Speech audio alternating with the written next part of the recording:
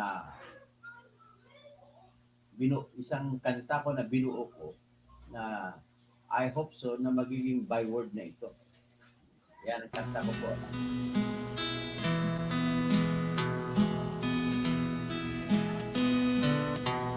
Buksan mo ang puso mo,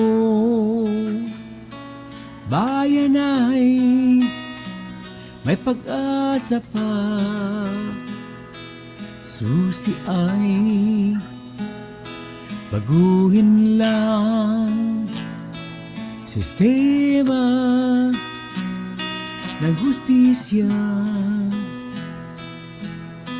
sistema sa daang taon na niloloko, inabuso. Naisilang ang rebellion dahil sa mga abusado.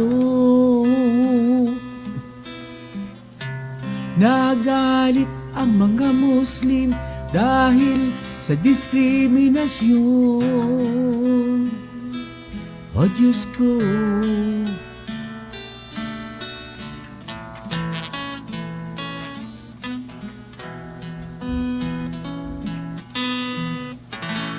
tara na po, babaguhin natin ang ating bayan. Gamitin natin ang tapang, talino, at katapatan sa katotohanan. Tara na! So yan po, yung ang tema niyan ay katapatan sa katotohanan at hindi ka magiging manatiling matapat sa katotohanan kung ikaw ay kulang ng tapang. At hindi mo mahagilap, hindi sapat ang tapang at katapatan sa katotohanan kung ikaw ay wala kang angking kahit kukunting talino. At ang talino naman po ay makukuha sa pamamagitan ng pakikinig sa tamang analysis. So ngayon, isa lang ang mensahe ko sa mga basher ko na karamihan mga basher ko, mga DDS, mga BBM bashers, mga loyalista kasi sila eh. Ang isa naman sabi ko sa kanya, pag sinabi nila ako, fake news ka naman, Toto. Doktor Toto, fake news ka. Gusto ko lang malaman ng lahat, ang fake news ay news balita.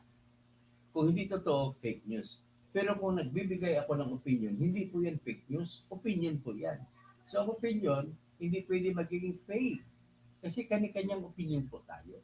So ang opinion, sa mata ng mga taong rasyonable, ay maaaring maging tama o mali. Pero hindi pwede maaaring magiging fake.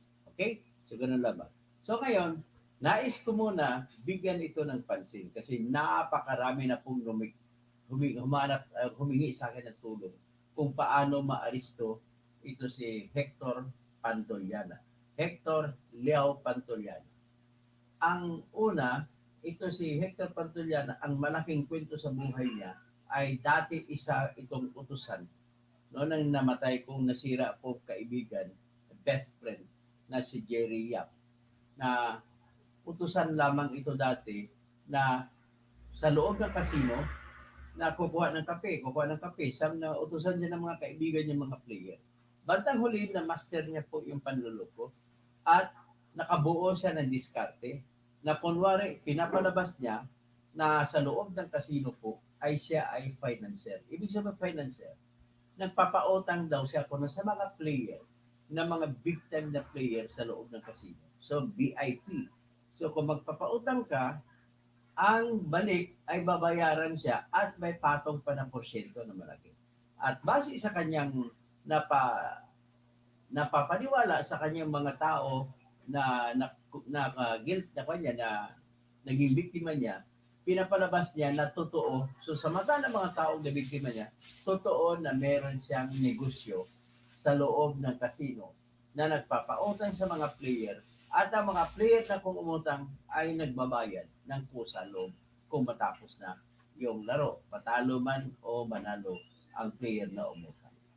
So ngayon, dahil yan, tinatawag po yan, actually legal yan, mayroong ganong gumagawa sa loob ng casino. Ang tawag nila dyan ay junket.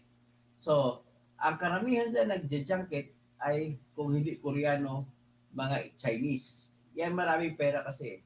So ngayon, papautang sila. Usually, ang mga player na umutang ay mga Chinese din. Kasi wala na ibang tao sa mundo. Sandali lang, mahina ang aking music sound. Sandali lang. Naubo ako tuloy sa kakulang na alala ang aking microphone. So anyway, nais ko lang bagitin ulit para sa kaalaman ng lahat. Ulitin ko na lang na si Hector Liao Pantoliana po ay naaresto na sa wakas sa ilang taon na nagtatago. At siya po ay hinahabol ng mga biktima niya sa Pilipinas, lalo diyang mga taga Northern Luzon, mga taga Baguio. So karamihang mga biktima niya ay mga Ilocano diyan sa Baguio at saka mga kapatid natin na mga Kangkani o Ibaloy. Yan ang mga nabiktima niya. At mahigit 20 billion na po ang kanyang nakulimbat. So, paano niya nabiktima? Ganito po ang kanyang sistema. Siya ay lumaki sa casino at dati pa siyang utusan na taga-timpla ng kape ng aking kaibigan na si Jerry Yap. Nung buhay pa si Jerry Yap. So, tapos, ito ay napag-aralan ni Hector Pantoliana. Matalino kasing tao ito eh. Napag-aralan niya ang laro sa loob ng kasino. Hanggat sa nakabuo siya ng diskarte na may mga kaibigan din siya mga sugarol. So, diniskartehan siya, binigyan siya ng pondo, pero siyempre kasama niya sa diskarte yung mga nagbigay ng pondo sa kanya. Ang sa kanyang kapital dyan ay hindi pera, kundi lakas ng loob, LL. So ngayon, dahil sa lakas ng loob niya, naipatunayan niya sa mga naluko niya na siya po ay may negosyo sa loob ng kasino, lahat ng kasino, at ang negosyo niya ay nagpapautang kunwari sa mga sumusugal sa loob ng kasino. Ang pinapautang kunwari ay yung mga taong malalaki kung pumusta. Itong mga malaking pumusta, ang tawag sa kanila po ay high rollers. So, kung mga high-stakes roller, nagpapatalo niyan hanggat sa 100 milyon sa isang araw. O di kung manalo, ganun din kung manalo. So, ang laro niyang karamihan, bakarat. Yung bakarat, kung maintindihan yung Lucky Nine, ganun po yung bakarat. Kaya nga lang, ang pagkakaiba ng bakarat at saka Lucky Nine. Sa Lucky Nine ay hindi kasama yung mga tao sa baraha. Tanggalin mo tao, lalaro kayo ng Lucky Nine. Pero pag binaligay mong tao, bakarat na po ang tawag dyan. At ang tao, ang marka niya is 10. Number 10 ang mangyari. Yan. So, ibig sabihin, para makabuo ka lang ng 9, panalo ka na. So, anyway, ang marami pa ibang game no pinapasukan. Basta sa kanyang presentasyon niya at marami naniniwala na siya po ay nagpapautang sa mga sugarol diyan sa loob ng kasino. Ang tawag po dito ay junket. At meron namang iba talaga lehitimo na nagninegosyo diyan, pero mga accredited sila. Talagang nakalista sila sa kasino kung sino yung binigyan ng karapatan na magpautang. So ito na si kay Pantoliana, gamit ang kanon at presentasyon niya ay bumibili siya ng mga sports car para marami maniniwala sa kanya. So bumibili siya kung ano-ano. May bahay maganda, imbitahin niya sa bahay niya na maganda, magara, sabihin worth 100 million. Pero ginagawa niya yon nung nakaipon na siya. Kasi ganito po ginagawa niyang presentasyon. Sa mga kausap niya, okay, meron po akong negosyo na, junket, gusto niyo sumakay pa kayo? O kita niyo, meron akong sports car. Meron akong lahat po, yan mga diskarte ng mga scammer para maniwala yung mga tao. So mga naniniwala, nagbigay ng investment. Pag magbigay ka ng puhunan dyan, pipirma ka ng contract of loan, kuno. Ang contract of loan nakalagay, kukunin ni Pantoliana ang 1 million mo, pipirma siya ng contract of loan. Pipirma siya. Ibig sabihin, pinapalabas niya na utang. Umutang siya sa iyo na ikaw ay namumuhunan. So pagkatapos niyan, may pangako sa iyo na kada buwan, bibigyan ka ng 5% ng pinautang mo kuno sa kanya. Magkano ang 5% ng 1 million? 50,000 pesos. So, ang ginawa niya, bibigyan niya ng 50,000 lagi para maingganyo. So, pag binigyan niya ng 50,000, ang isang kakausapin, gusto mo lakihan para maging 100,000 a week kada buwan. So, kung bubunot na naman sa bulsa, yung nauna na kumbinsi, dadagdag, magiging 2 million na kapital. So, bibigyan niya man 100,000. Every month. So magtatatlong buwan na, kumbinsi na magdadagdag. Marami po ang nakumbinsi na ganong sistema. Pero ang diskarte niya, pumutok nung hanggang 3 buwan lamang na interest ang kaya niyang bigyan. Nang pumutok, marami na po ang nagreklamo. At nang pumutok, mahigit na po 20 billion ang likom niya. So dahil dyan, kasama din yan po sa kanyang mga sindikato, ayan, si Yixel Sebastian, na sikat sana yan, pumasok dyan, at marami pang iba. At actually, kasama din dyan na sinasabi ng mga nagreklamo. Alam mo saan nagreklamo, mga taga-Bagyo? Nagreklamo doon kay Tolpo, itolpo mo. Pinatolpo nila si Hector Pantuliana. Kaya lang, noon nabanggit ng mga nagreklamo, nagyayabang daw si Pantuliana kasi kasama niya daw si Erwin Tolpo. Yan, kung ano man, gaano man katotoo yan, nagkukulod ako ngayon na totoo. Bakit? Nung sinabi kay Rafi Tolpo, na senador na siya, na nagyayabang, hindi daw kami papansinin ni Senator Rafi Tolpo kasi kasama sa sindikato namin si Erwin Tolpo. At kasama kaibigan daw yan ni Hector Pantuliana. Pero actually, hindi naman siya kasama. Yan ang pakikiwari ko. Hindi naman ako maniniwala. Ang nangyari lang dyan, isa po sa nag-invest o namumuhunan kay Hector Pantuliana ay si Rafi Tolpo. At dahil sikat si Erwin Tolpo. At dahil sikat si Erwin, marami pong maniniwala sa kanya na may mga pera. So bibigay din kay Erwin at ipasok ni Erwin doon kay Hector Pantuliana. Ganon ang malamang na nangyari. Hindi ko sinasabi na iyon ang nangyari, Mr. Erwin Tolpo. Pero the fact na that you have associated yourself with Hector Pantuliana is a force to reckon with. You cannot just explain simply like nang tumakbo ka ng senador, kagaya kasama si Ben Tolpo, pareha ang inyong sagot. Okay, you admitted that in political dynasty, creation of such is a bad thing. It is a bad taste, and it generates abuse of power in the Philippines. And yet you are only raising that defense. If there is a law that would be passed prohibiting political dynasty, then we will gladly resign if we will be elected. Ano ka, otot ka? Ibig sabihin po, yan ang katibayan po na ikaw, Erwin Tolpo, kayo ni Ben Tolpo, ay mapagsamantala kayo. Sinasamantala nyo ang kawalan ng batas at gagawin nyo ang isang bagay na immoral, isang bagay na disinsana kung may batas ay talagang bawal. Okay? Yan ang masasabi ko. Balik tayo kay Erwin, kay Pantuliana. O ito po ang aking katibayan na nahuli si Pantuliana. Siya po ay nahuli sa Bali, Indonesia.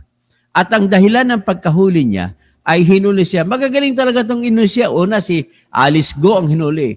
Ngayon, hinuli si Pantuliana. At ang gamit na dahilan sa paghuli ay yung kaso na sinampa sa Quezon City at saka Baguio City.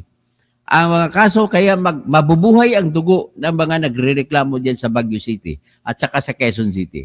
Kasi tumakbo nung sinampahan ng NBI ng kaso, itong si Hector Pantuliana ay naaprubahan ng mga piskal o prosecutor ng Baguio City at ng iba yung Quezon City.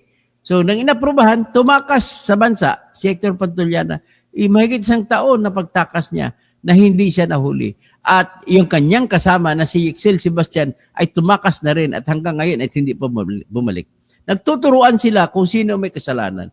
Ayon kay Yixel Sebastian, sinasabi niya na siya ay biktima lamang sa kanyang sistema.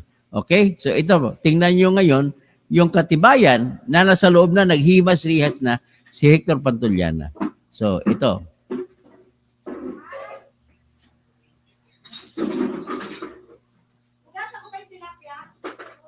So ito ngayon, huli ka boy, binalita ng Billionario.com.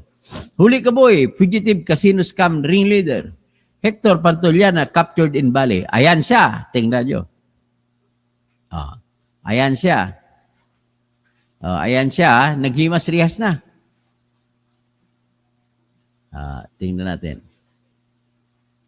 Ayan siya, himas-rihas. So, sinabi ito sa balita, ayan, naghimas-rihas si Hector Scammer. the notorious mastermind behind the massive casino scam, which allegedly swindled 4 billion pesos from 10,000 unsuspecting investors, has been captured overseas. Hector Pantoliana, the ringleader of a Ponzi-style casino junket operation, was arrested in Bali, Indonesia, with the help of Interpol, International Police ng Indonesia. A bubbler insider shared a photo of Pantoliana in a cell, confirming his capture. Ayan, himas rihas na siya.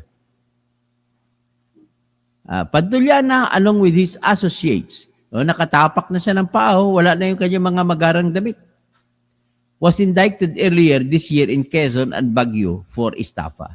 Actually, syndicated estafa ang kinaso sa kanya.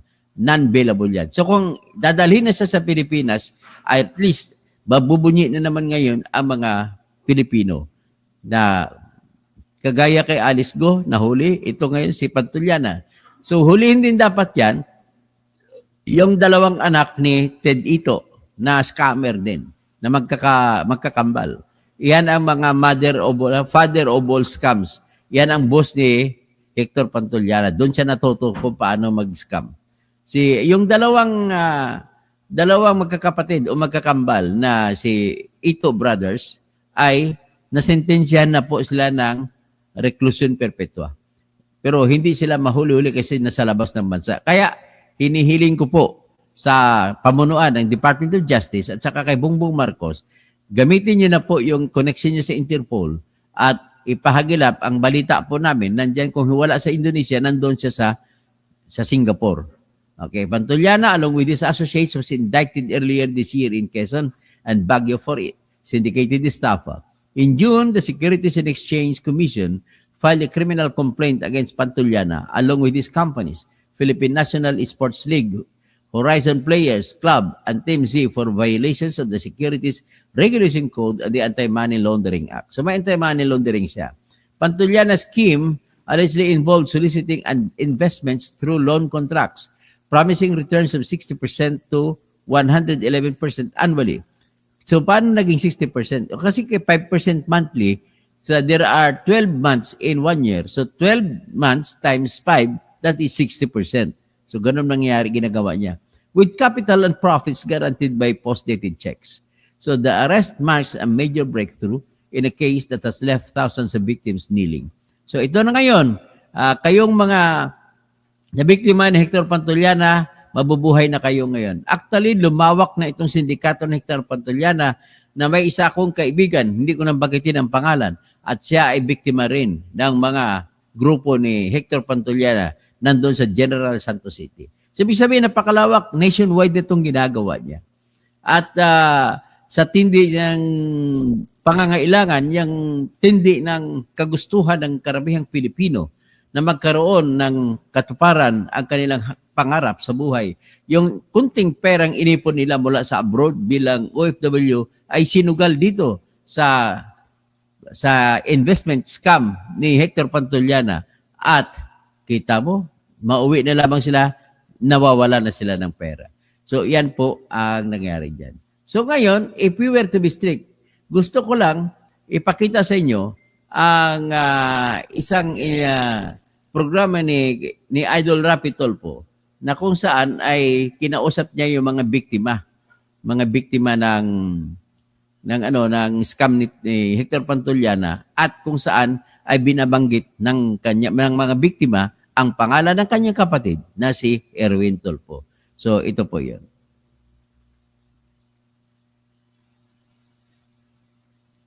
Ito 'yon. Pakinggan ninyo. Pagkatapos nito, ang nangyari, nanlamig si Rapi Tulfo na tulungan itong mga taong ito. At hindi na ang pinangakong Senate hearing ay hindi natuloy. Isang hearing na palabas kunwari para lumabas sa isyo na hindi katawa-tawa. So, ganun ang nangyari. So, yan po si Erwin Tulfo.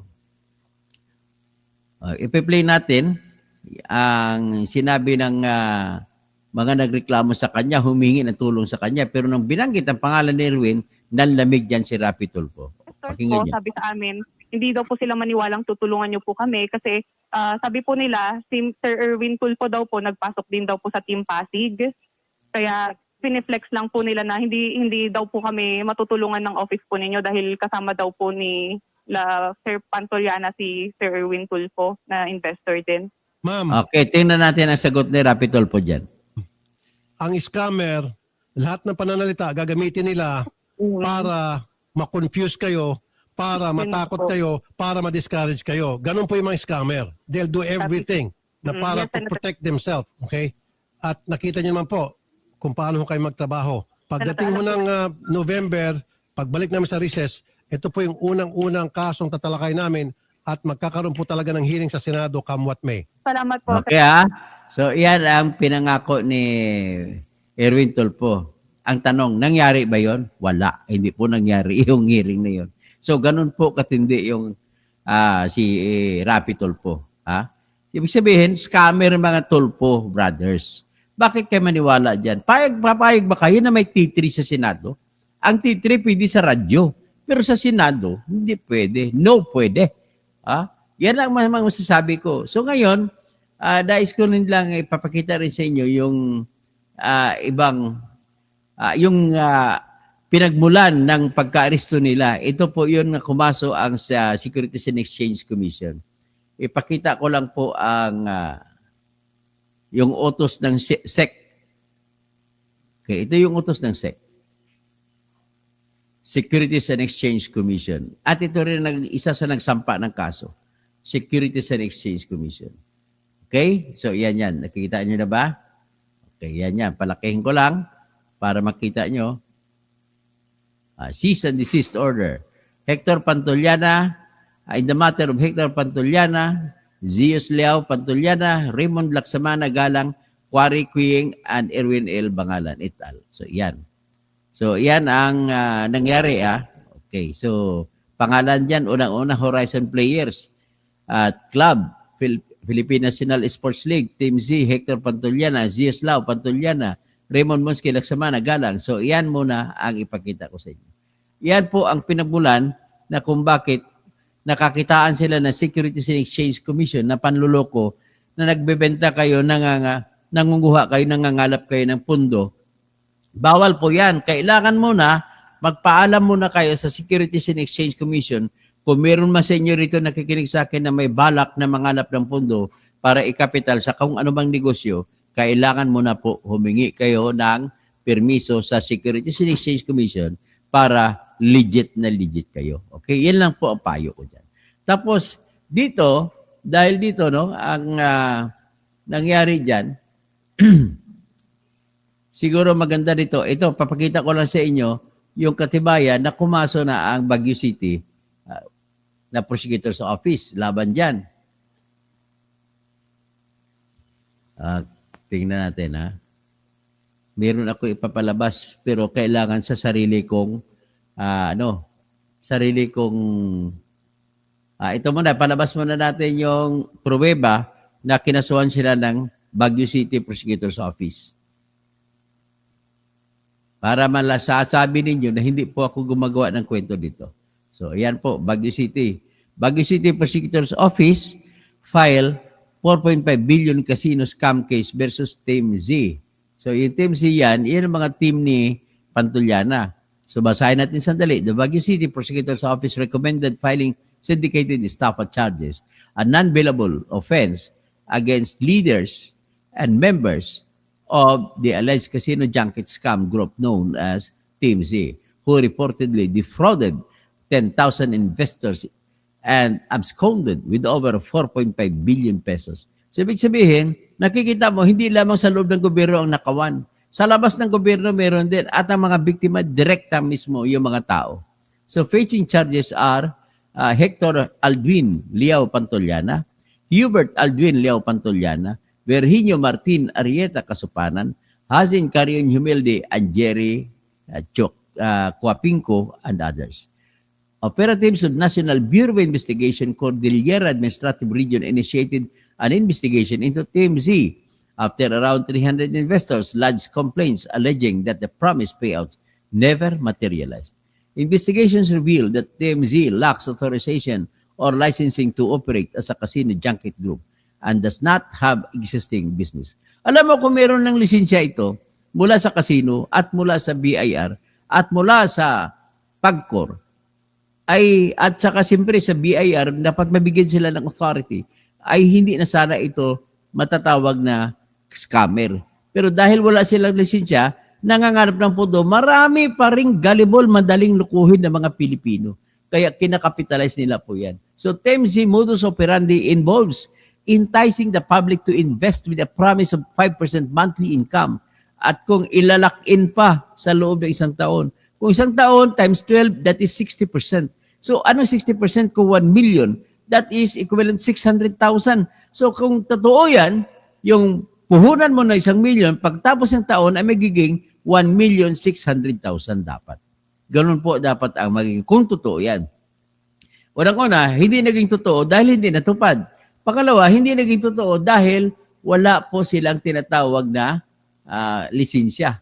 O ito, i-play ko yung aking nilabas noong araw, last year. Nilabas ko ito, i-play ko ulit. Matagal ko na itong, actually, nagkawindang-windang, magagaling itong mga grupo ni Pantuliana. Noong nilabas ko ito, nawala ako, na-hack ang aking account. Pero wala, I don't care kung i-hack nyo ako ulit. Kasi may panlaban na rin ako. So ito. Ito, pakinggan ninyo. Siniwalat ko na sila noon. At isisiwalat ko pa rin sila ngayon. Ayan. Si Hector Pantuliana ng salita. So anong nangyayari? Ang ginagawa nila, pinababagsak nila ngayon yung negosyo natin para maapektuhan si Group A. Ayun yung nakikita ko Ayun yung nakikita ko. Kaya, kaliwat ka ng death threat, biro mo, mag-third party approach, sasabihin kayo ganito na, sabi mo sa boss mo, magtago na siya dahil pinapapatay siya ni ganito, ni ganyan. Ang dami pong ganun, sobrang ganun. Sobrang hindi ko alam, yung iba, hindi natin alam kung may investment talaga, pero para mag-threat ka ng magtago ka na dahil papatayin ka namin. Yung mga ganung klaseng bagay. Isipin mo kung ikaw may capital ka rito talaga, ano papatayin? Lalo ko tayo hindi nabayaran. Kasi siyempre para takutin mo ko, hindi ko naman gagawin itong negosyo na to kung may takot na po tayo. Di po ba? Tumakbo ka na nga eh. Gago ka talaga. Sorry sa word. Ayoko po sana ng mga ganung klaseng I think wala. Kita mo style niya. Nag-a-attempt pa siya. Sumubok pa siya na pakalmahin yung mga kakampi niya na nagreklamo na rin sa kanya. Ang dahilan kung bakit ito na-save, na record, kasi yung mga kakausap niya, duda na rin sa kanya. Kaya nung nakipag-usap siya sa messenger call, conference, ay di-record na rin. Kaya ito, promise ka naman, promise. Yan. Wala naman dito kasi lahat naman dito maayos na Paano maayos yan? Loko-loko. Pinapaliwanag ko lang po sa inyo, binabanggit ko lang sa inyo na sabihin natin na gano'n yung sitwasyon ko bakit na medyo nahihirapan din tayo gumalaw. Alam mo yung nag-expect tayo sa mga promise na boss, mababalik na yung operations sa ganito, malilift na yung banning mo sa ganyan, ma-approve na ulit yung maibabalik na ulit yung ibang branch mo, ma-approve ka na ulit sa casino. Umasa tayo Kasi para alam nyo lang guys. Wala ka naman to begin with. Wala ka lisensya sa casino This year, January 2023 pa, pinasarado yun. Dito pinapalabas niya na mayroon daw siyang lisensya sa casino na mag-operate ng junket, ng casino junket. Pero ang katotohanan, wala. Sinabi na nga ng Securities and Exchange Commission na wala. Ito kaya. Tapos, mapangakuan mo naman ng mga tao, sasabihin mo mga tao na nagkabol sa iyo ay nagka-problema lang ang inyong operation at meron naman kahit may babalik ang inyong lisensya. To begin with, kung wala kayong lisensya, anong may babalik? Wala ka kayo ibabalik kasi wala naman kayong lisensya Kupal talaga itong tao ito. Iba't ibang branches natin. Actually, January 1 to be exact.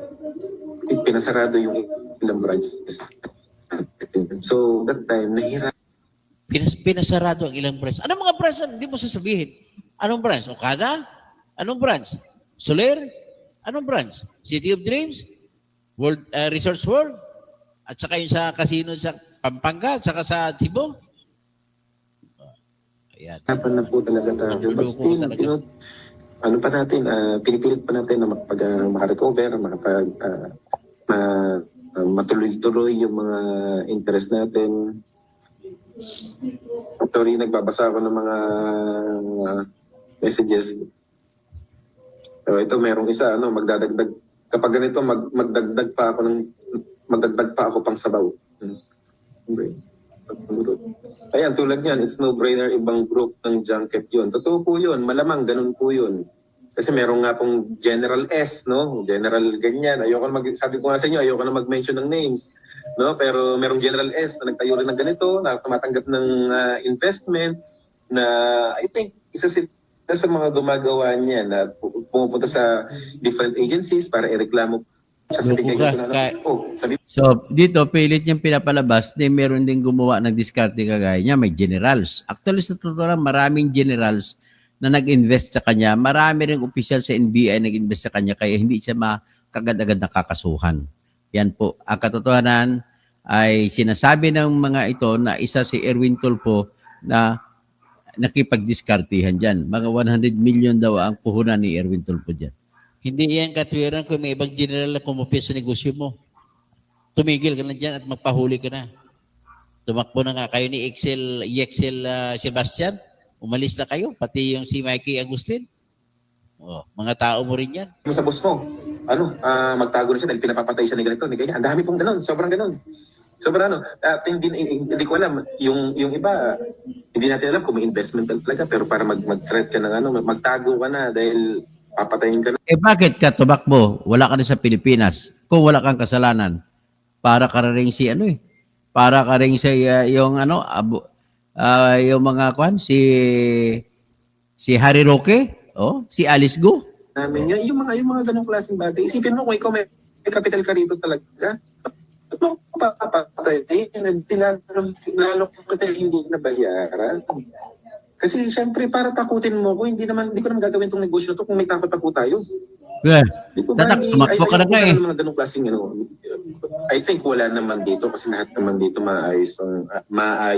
Ay, huli na nga ayos. January pa ito na nagsalita siya. Ano na ngayon? Magdi-December na. Hindi pa rin naayos.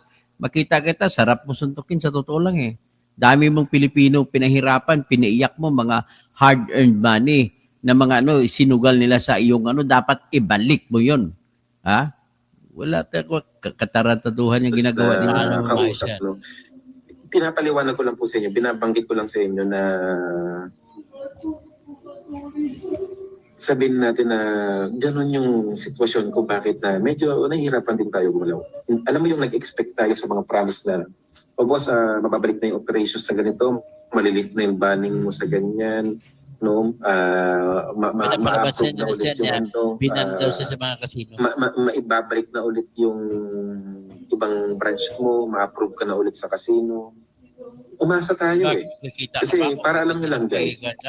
So, pinapalabas niya, nabagsak siya, hindi siya makapagbigay ng mga pangakong 5% a month, sapagkat daw, sinara daw ang kanyang accreditation sa casino. Pero katotohanan dyan, wala pong accreditation na binigay sa kanya sa simula pa lang. Puro lahat yan drawing. Puro lahat yan claim. January, this year, January 2023 pa, pinasarado yung iba't ibang branches natin. Actually, January 1 to be exact. Pinasarado yung ilang branches. So, that time... Anong branch? Branch of syndicated staffa? Nahihirapan na po talaga tayo. But still, pinipilit. At nung sarado na, nanghingi ka pa ng investments? Nag-invite ka pa ng investments? Pa natin na makarecover, matuloy-tuloy yung mga interest natin. Sorry, nagbabasa ako ng mga messages. So ito merong isa magdadagdag kapag ganito magdagdag pa ako pang sabaw. So anyway, nakakasar pakinggan pero yan ang katotohanan na nagkalukuhan. So yan ang masasabi ko lamang dito. Marami po sa atin ang madaling maloko.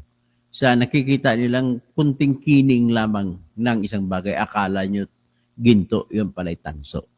Kaya, ang sabi niyan, ang aral na napupulot ko sa aking ina bago siya namatay, lagi niya sinasabi sa akin, Toto, not all that glitters is gold. Hindi lahat ng kumikinang ay ginto. Iyan ang ibig sabihin. So, ibig sabihin, nakita nyo na kumikining, akala mo, pumasok ko na kagad kasi akala mo yun na.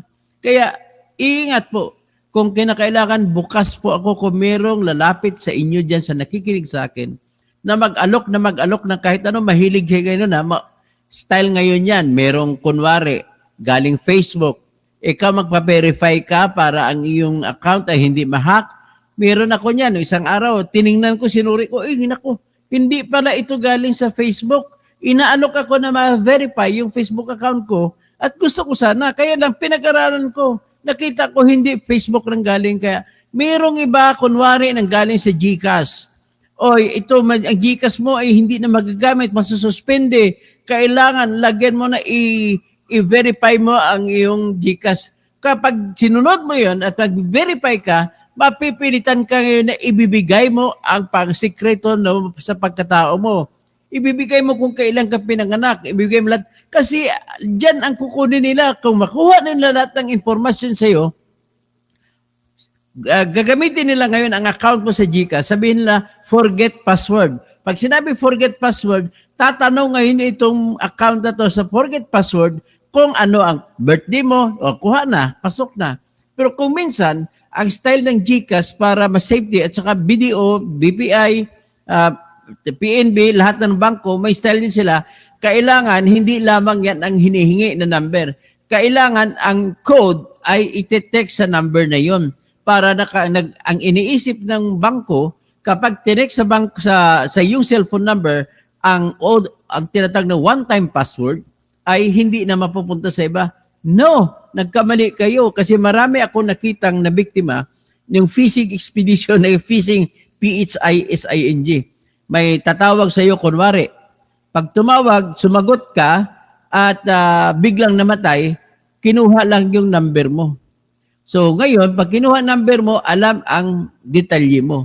Tapos, hindi mo alam ang number mo sa Globe o sa Smart o sa dito ay i-request nila na i-disable. Sasabihin lang na nawala yung number mo.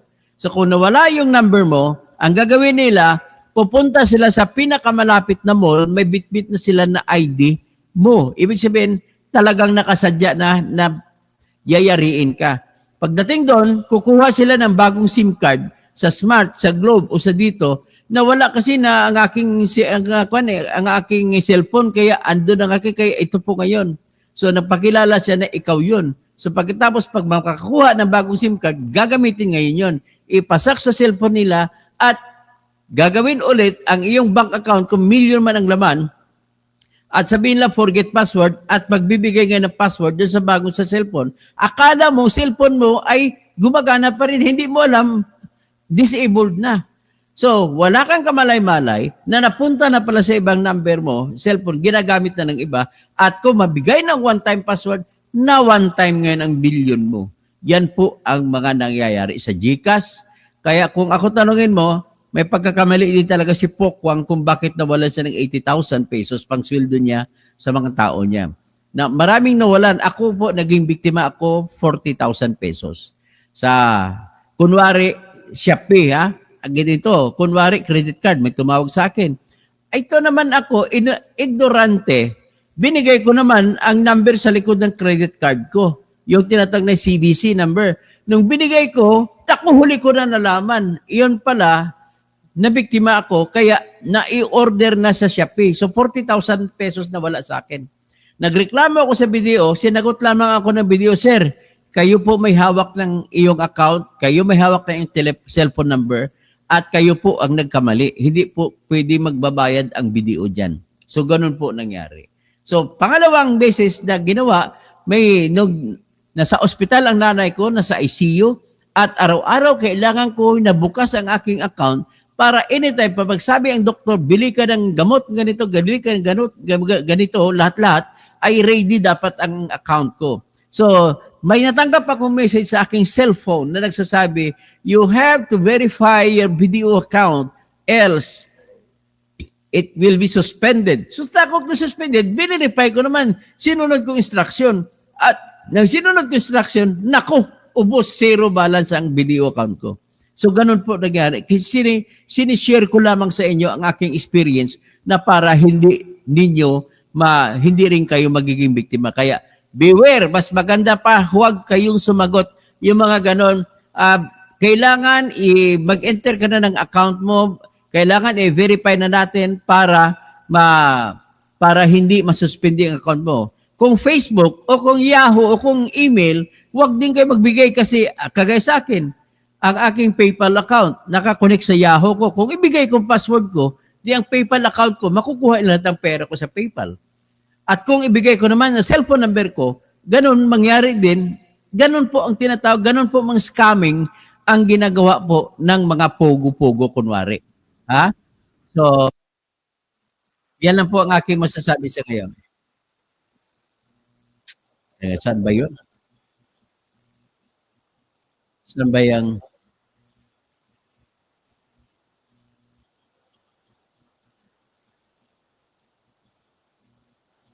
Merong pumasok kasi na... So anyway, i-out ko na lang ito kasi may nang-istorbo sa aking saan ba ito? Hanapin ko lang Sandali lang.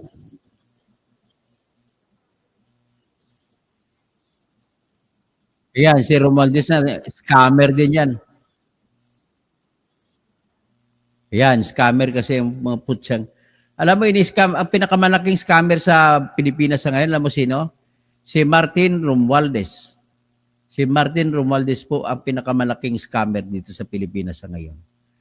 Pinapadaan sa ayuda, lahat ng ayuda, binibigay sa tao, konti lang, tapos ang iba binubulsa nila. Ganon po ang pinaka-modern way of tinatawag na PDAF. O sige, magbabagit na lang ako, magbabati na lang. Hindi, papalabas ko siguro yung kay yung pinano ko rin, si Yexel Sebastian. Marami din kasi si Yexel Sebastian na pinakita na yun. Saan ba yung mga pera niya? Okay.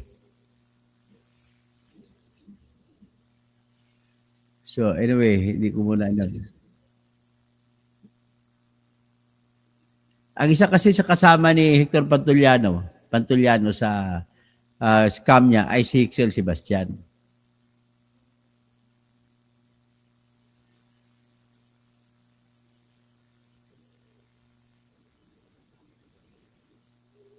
So anyway, ito na lang, sa sunod ko na lang yung kay Yexel Sebastian. Napakaraming pera, bundok-bundok ang kadami ng pera na sa tabi nila.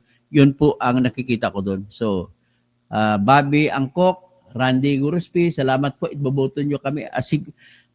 Nais ko lang i-announce sa inyo na nilagay na po ng COMELEC ang pangalan ko na isa sa 14 na nag-apila sa ginawa nilang nuisance palang tamang pag-pronounce. Ang isa doon ay si Francis Leo Antonio Marcos. Ginawa ring nuisance. Bakit si Kibuloy hindi nyo ginawang nuisance? Anyway, nag-anunsyo ang COMELEC na isa ako, pangalan ko sa listahan na umapila. Sana ay sagutin nila ako ng positive, hindi yung negative. So, kung ayaw pa rin ng COMELEC yun, dudulog po ako sa Supreme Court. Sinisiguro ko sa Supreme Court ay mananalo ko. Ang hindi ko lang masigurado kung isasama ang pangalan ko sa official ballot. So sabi ni Bibi Angkok, maraming salamat. I will vote for you. Our country need people like you. Randy Guruspe, okay lang mag-akusa, attorney, basta totoo. Tama, totoo naman yung sinasabi natin, di ba? Hilario Javier, tuloy ang laban, attorney Kausing. Tapos Millions ko Vlog, dapat pala siguro boycott na yan. Antonio Almonte, malaking comedian, Hector Pantuliana, malaking comedian kasi nanluloko. Okay? Tapos dito kay William Takod, good morning. Si Danilo Thailand, si Jerica Lundstedt, magandang umaga. Tapos si Baby Luz Zamudio, Equilibrium Files. O maganda, bumalik ka, Equilibrium Files. Ngayon lang kita nakita ulit. Julita Maranan, ang mga iba abusado na salita. Kala mo, kinita na ang mundo. Hindi natutulog ang Diyos. Sama yan. Jan Paul, mabuhay po kayo. Totoo soon to be Senator. Manskin, good morning. Lims BC, good morning po. Medyo mahina ang sounds. Kanina mahina ang sounds ko. Ngayon sa tingin ko malakas na. Christopher Talabocon, good morning, Senator Engineer Toto Kausing. Ang audio mahina. O sige, bye-bye. Ayos, at least inayos ko na. Mabuhay po, sabi ni Antonio Buen Susiso. Joel Binaventura, ano po papel niyan? Records, PIC 0925, good morning. Marisa Quijano, Jamie Ariupagita, magandang umaga. Bernardo Minjula, Iid na Lagim, good morning. Kabunyog, Baby Di Castro, tapos Joel Cagbay, Emilio Richard de la Cruz, P. Simon Ogano, tapos Momo Dalisay, Doc Totot. Sana ay makalagay sa screen ang subtitle ng iyong topic. Ganun ba? Gusto niyo lagyan ng subtitle? O sige, pag-aralan ko kasi hindi ko pa kabisado. Good morning, Senator Toto. Minda Gahi, from Rome, Italy, more power. Tapos si John Cinco, kala ko maraming Pilipino na matitino, mga tulpo, matulungin sa totoo. Rodel at Etorma, another future senator or press of the Philippines. Papilitin natin maging presidente tayo. Sa panahon na ako lamang presidente, maayos talaga sa totoo lang ang problema ng Pilipinas. Ayos, ibalik na yan, attorney. Watching Senior Toto. Philip Sagalla, wow, good news, buti na lang sa ang mga yan. Okay, alam ko Philip, sa mga kababayan mo dyan sa Baguio, sigurado ako marami ang matutuwa nito sa balita na ito. John Cinco, manluloko ang mga tolpo at exploited nila ang maraming kababayan natin. Phil More, Salbalyon. Tapos si PIC 0925, Elenita Piring, Noto Scammer and Hacker. Lerms BC, buti pa ang Indonesia. Alam nilang magaling talaga Indonesia manghuli. Dinatulungan tayo ng Indonesia, pati si Alice Go, nahuli nila. Sunod, ibig sabihin, magaling talaga din si Harry Roque. Hindi siya lumalabas ng bansa. At huwag kayong pumunta ng Indonesia, patay kayo doon. Dakila, misleading title mo, baka makasuhan pa. Ay, wala akong problema kahit kasuhan ako ni Erwin Tulfo. Hindi. Ang arestado po dyan, sinasabi ko lang kay Erwin Tulfo na arestado si Hector Pantaleon, di ba? Erwin Tulfo, arestado sa Indonesia si Hector Pantaleon. Para pinapasabi ko kay Erwin Tulfo na arestado si Hector Pantoliano na kanyang kasabwat. Okay? So, Jigger Yarte, Dato Ali, by Haidar Hanok, pati mga vlogger ni BBM, yan si Ballpoint, Man 2.0, pauwi siya sa Davao Oriental, akala niya maganda kalsada nila. O nga eh. Ang ibalita mo kung paano na-involve si Erwin Tulfo, hindi puro Pantoliana ang binabalita. Ay galit ito, makaptulpo ito, Tulfonatic ito, ayon kay Attorney Libayan. Tama, klarong-klaro. Sinasabi ko, Erwin Tulfo, arestado sa Indonesia sector Pantoliana. Ganun na kasimple lang yan. Pinapaalam ko sa kanya, si Marlon Tayco, Maria Entan, Federico Paredes, Philip D. Sagalla, dito sa Baguio, marami kong kasama, teachers at sa biktima. Alam ko mga 20 billion po, Philip, ang na biktima dyan sa Baguio City. Gregorio Babaran, good morning po, Doc at Attorney Engineer Toto Kausing. Antonio Almonte, walang sawang sumusbaybay sa programang live. Salamat po. Lorenzo Mercurio, vote for Toto Kausing for Senator. Ondi Leon, totoo yan, pag kilya nila ang ireklamo, di ka papansinin. O tama, pag kilala pala ni Rapi Tulfo, ang ireklamo mo, hindi ka papansinin ng RTIA, Rapi Tulfo missing in action. Federico Paredes, mabuhay ka Dr. Toto kasi totoo kang tao, kapanipaniwala ka, naghanda kaming mga suportahan ka. Salamat po Federico Paredes. Rodel Itorma, future press or senator of the Philippines. Tama. Arrested in Indonesia. Dapat yan ang mga Tulfo sipain dyan. Rudy Santos, good morning. General Toto Kausing, kaya natin to. Ondi Leon, John Veloso. Kasama na yan sa mga sinusunog ang kaluluwa sa impyerno. Millions ko vlog, like 126 sa late. Ako, sige lang. Sa skip naman tayo, attorney. Tapos, Celso Lindo. Tapos si Betong, Len Malado, Lunas Opids, marami ang na-scam. PEC 0925, my grandma used to say the same, not all that glitters is gold. Oy, tama ha? Kita mo, not all that glitters is gold. Tandaan nyo yan, hindi lahat na kumikinang ay ginto. It is the wisdom of the old. Bind it around our necks and let it be a guide to life. Tama, salamat po, PEC 0925. Mario Santos, good morning, Engineer Toto Kausing. Antonio Almonte, malaking comedian si Hector Pantuliana na nanluluko pa samantalang hindi registered ang investment company sa Securities and Exchange Commission sa Manila. Scam kung hindi registered. Tama po yan. Millions ko vlog, dapat pala siguro boycott na yan. Randy Gorospe, okay lang. Ako sa attorney, basta totoo at evidence, may evidence tayong hawak. Okay, magalala.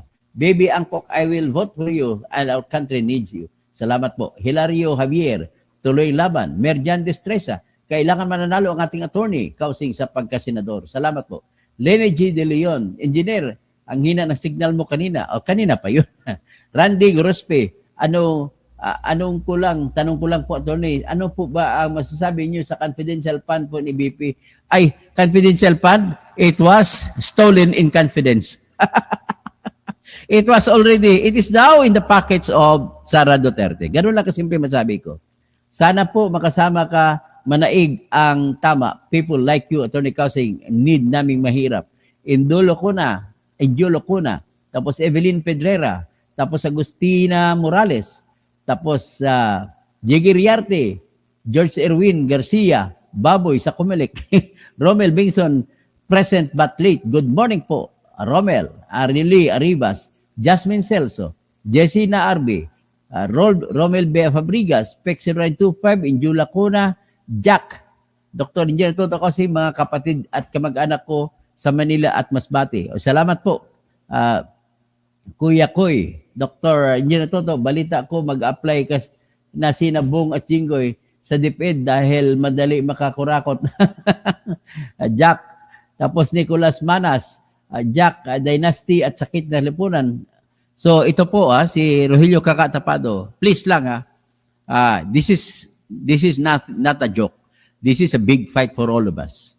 Ang una ko pong tatargetin pag manalo po ako sa Senado, pagkasenador, number one ko po ay, unahin ko ang PhilHealth. Dapat libre na ang lahat ng Pilipino sa ospital. Mayaman man o mahirap. Ngayon kung mayaman ang na-ospital, sagutin ka agad dyan ng PhilHealth. Pagkatapos na magamot, saka na lang sa singilin ng PhilHealth para ibalik naman sa bangko ng PhilHealth. Pagkatapos, ang lahat ng mga mahirap, kahit anumang sakit, sa cancer man yan o hindi, kailangan libre lahat ng gamot. Kasi sobra po ang pera natin. Now, I dare you, sobra-sobra ang pera. Kinukuha nga lang nila 90 billion. Kaya dapat 100% sagot ang PhilHealth ng ospital. Wala tayong pakialam kahit magkano pa ang gastos sa ospital. Dapat 100% sagot. Kasi naniniwala ako, hindi maubos ang 200 million pesos sa loob ng isang taon kung sasagutin ng PhilHealth ang lahat na ospital sa buong Pilipinas. Sa bawat ospital, sagot ang lahat. Wala nang pakialam ang PhilHealth kung magkano man, basta direct na sa magkipag-usap sa ospital. Okay? Ngayon, kung meron naman silang, halimbawa, mga mayaman, mayroon silang card, mga private cards, mga HMO cards, ay i-refund na lang nila kung magkano ang insurance ng nagkasakit, ibigay nila sa PhilHealth. Basta kay pag-umpisa, pagkasakit kagad, pag hinatid at itinakbo sa ospital, automatic, libre lahat. At sa ganung paraan, marami tayong matutulungan din ng mga pribadong ospital na uusbong. Kasi marami tayong mga doktor matutulungan at ma-encourage din ang ating mga doktor na manilbihan ng tama sa Pilipino na kahit mahirap ka, ikaw po ay ooperahan at asikasuhin ng mga doktor kasi alam nila na sila ay mababayaran ng bayan natin dahil sa PhilHealth. Ganon ang una kong asikasuhin. Okay? So, Marian Yolanda Ulanday, Edna Sibulancol, tapos Kachisi, attorney, mag-video ka ng Bisaya kay akong pang-forward. O sige, mag-video ako ng Bisaya, i-forward mo sa tanang mga Bisaya. Dan Tilim, Rapi Tulfo, umpisan mo na ang investigasyon sa Senate kung David si Erwin. Dapat imbestigan niya, walang Walang sinisino. Ha? Walang sinisino. Walang kinakampihan. 24 oras. Marian Yolanda Hernandez. Naalala ko tuloy si Mike Enriquez, si nasirang Mike Enriquez. So, Julita Maranon, huwag nating maging palakasan. Tapos Ernesto Zamora, vote for Toto Kasing. Okay, salamat po At nais ko lang hingin sa inyo, please ikampanya nyo pa po sa inyong mga kamag-anak na magiging kasapi pag-subscribe po sa aking YouTube channel para lumakas tayo at kahit anong advokasya na ating paglaban ay kaya nating ipanalo. Yan lamang po ang susi. Tingnan mo si Tolpo, 24 million ang kanyang subscriber, kaya na tumakbo pagka-senador, madali siyang mananalo. Kung ganoon din ako, madali tayong mananalo. At kung nandun ako sa Senado, ang araw-araw ay magla-live ako, wala akong ibang topic kundi ang trabaho sa Senado. Araw-araw makukonsulta ako sa inyo, gaya nito, babasahin kong inyong mga comments at kung may action akong gagawin bago magdebate sa Senado, magre-report muna ako sa inyo kung ano ang aking balak. At pagkatapos na magdebate, magre-report ako sa inyo para sabihin sa inyo kung ano ang nangyari sa debate at kung anong nangyari sa mga batas na ating sinusulong. So pangalawang batas po na aking isusulong kung ako ay mananalo at pala rin ay siyempre, kailangan natin magpalabas ng pundo na malaki, 1 trillion para sa 10 million na mahirap. Hindi yung bibigyan ng ayuda-ayuda, kundi kailangan mabigyan na ng kapital ang lahat. 100,000 kada pamilya, 10 million families. Ang 1 trillion lamang po yan ang kailangan. At kailangan, kayang-kaya natin kasi umabot na si 6 trillion mahigit ang budget natin ngayon. Kaya kayang-kaya. So, Julita Ernesto Zamora, magandang Julita Maranan, magandang umaga, Jiggy Riarte, tapos Louis Sangkil, tama ka Toto Kasing, the best ka sa plano mo para sa mamamayan, Pilipino. I'll vote for you. Salamat po. Jack, Julita Maranan, Rogelio Tapado, ang mahirap Toto. Baka magaya dito sa Amerika. Libre nga, pero hindi ka naman gagamutin ng ayos. Hindi gagamutin ng ayos kasi may kaakibat na parusa ang ospital, ang mga opisyal ng ospital kapag hindi naayos. Pati doktor na umasikaso, lagyan natin ng parusang kulong. Pati nurse, kasama kung hindi mag-asikaso. So, Method Channel, good EM, Toto, manalo ka po. Hindi yung mga walang alam at sikat lang. Opo, maraming salamat. At, yan lamang at magandang umaga. Hector Pantuliana, Erwin Tolpo, Rapi Tolpo, Ben Tolpo. Celerino Kaluwag. Kailangan iboto pala natin sa Pampanga, pahabol lang si Danilo Bailon na pagka-gobernador.